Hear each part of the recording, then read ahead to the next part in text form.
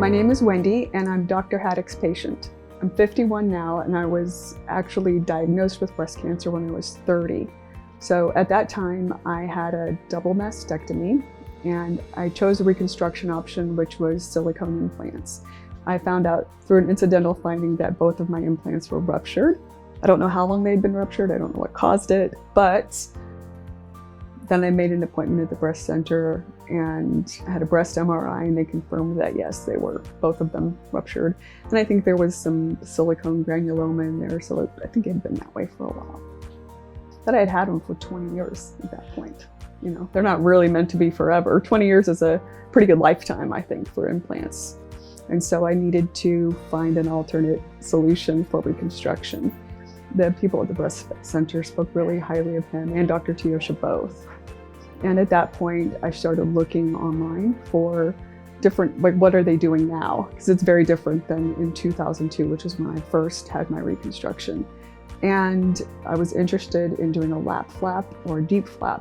I initially wanted to do a deep flap, but after consulting with him, we figured out that a lap flap was going to be the best solution for me. And so I chose him.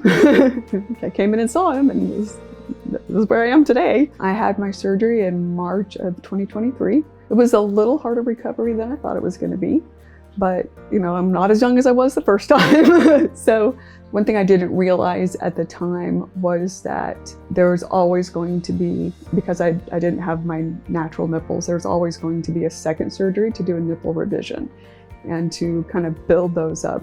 And so I had my first surgery in March of 2023 and my second one in July of 2023. And everything's been going really great. I'm really happy with how my body's turned out.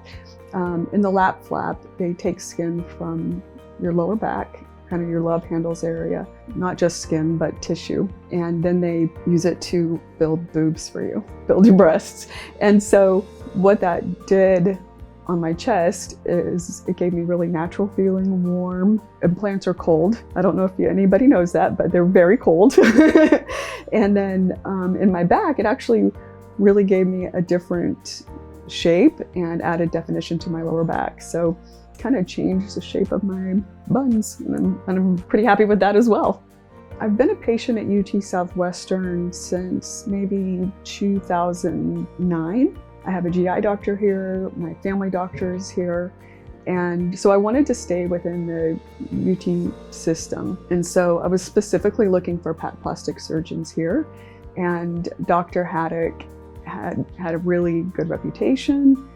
I talked with people who had had surgery with him for different types of reconstruction or different types of flaps, and everyone just had nothing but the best to say about him. So I decided to do a consultation with him and meet him, and ultimately I did decide to go with him. I was talking to a friend of mine. He did a wound care flap for her just one day, and she was like, he is so kind and he is so good. And then I read a lot of reviews online and things like that, and people about him, talking about him. With the reconstruction that I had this time, I won't have to have it again. I'm done. So that was one of the factors that played into my decision instead of implants. My insurance company was not too thrilled about this decision. It is expensive, but Dr. Haddock's staff and admin worked with me to get my insurance company to pay for it, and so they did. Of course, I still had to pay my deductible and my max out of pocket, but it was covered. There was some legislation passed that was not meant to impact these types of situations, but it had the side effect of making insurance be like, hey, we're not paying for these anymore because you can just get implants. I had a surgery scheduled in July, and Dr. Haddock was on his game and his admin was on her game. And they already knew that within about a month, my insurance company specifically was going to stop covering this. So they got me in, they squeezed me in, they moved someone else around who still had coverage for a little bit longer. They were paying attention to what was going on, and they got me in time. They moved me up 4 months. The end by date for my coverage was going to be March 12th, and I had my surgery on March 7th. I went to work and I was like, I'm gonna be gone for like a month. So I felt very lucky that my workplace was very accommodating to me doing that. So one thing I didn't know was going to happen was that there was actually a whole team of surgeons, plastic surgeons in the room. So when I was at the hospital the day of my surgery and, in the pre-op area, surgeon after surgeon after surgeon kept coming in, introducing themselves. And I was like, hey guys, and then of course Dr. Haddock came in. And then every morning this bevy of plastic surgeons came in every day at about 6 a.m. People, I think, generally view plastic surgery as something, I think they view it one of two ways. Either you do it for sheer vanity, or you're doing it because you have an obvious deformity like a cleft palate or reconstruction from accidents or operations and things like that. Is a thing that most people don't consider every day, but it really is life-changing. I love my body now.